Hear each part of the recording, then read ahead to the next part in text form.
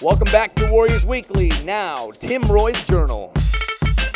Well, welcome back to Tim Roye's Journal. I am Tim Roye, high above the sideline here at Oracle Arena, getting ready for another Warriors basketball game. But we're going to take some time to answer a couple of your emails on the Journal. And the first one is going to come from Bill in Pleasanton. And Bill wants to know about Roye Turioff. Tim, he's a great shot blocker, but has he trained himself to be a shot blocker, or is it instinctual?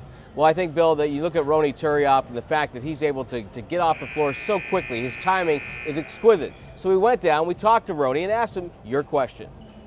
Natural. That's something that's been an emphasis of mine since I'm 14, 15 years old. And that's something that I've been doing. And for some reason, everybody talk about it more this year because I think I'm doing a better job. And maybe because I have more opportunities, but I don't try. I mean, it's just natural. I'm just programmed for it. Blocking a shot to win the game.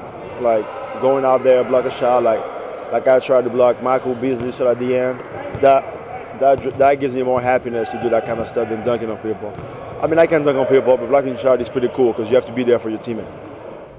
Now, another question we get on Tim Roye's Journal, and we're getting this one a lot in the early season. It comes from Cleveland, Ohio. Warrior fans are worldwide. Mark says, I have a big Warrior fan here in Cleveland, and I don't get much news. Can you give me the status of Monte Ellis, and what do you think he'll look like when he returns? Well, Mark, I can tell you right now that it's far too early to figure out what Monte is going to be like when he hits the basketball floor. But he is with the team at the facility, and he is starting to work out. The screws have been taken out of his ankle, and the process has begun. We went down and talked to Assistant General Manager Larry Riley and got his assessment.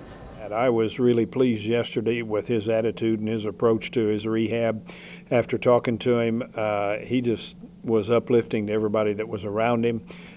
He's very optimistic in his own mind. Of course, we're going to be a little bit cautious with him and so forth, but the fact is he got on the elliptical machine yesterday and he did some work.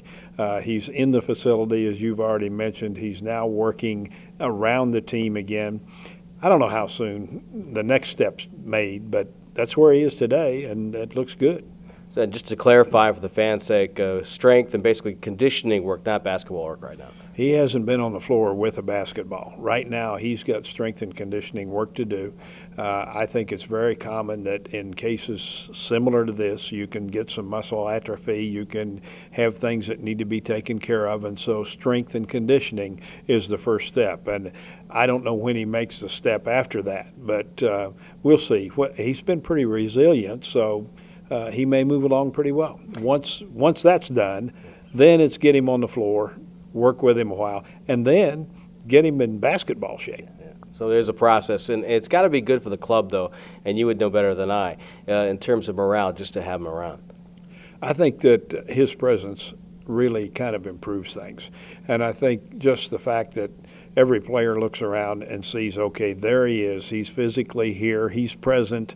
There will be a time when we see him on the floor. I think that kind of thing is really helpful to our team.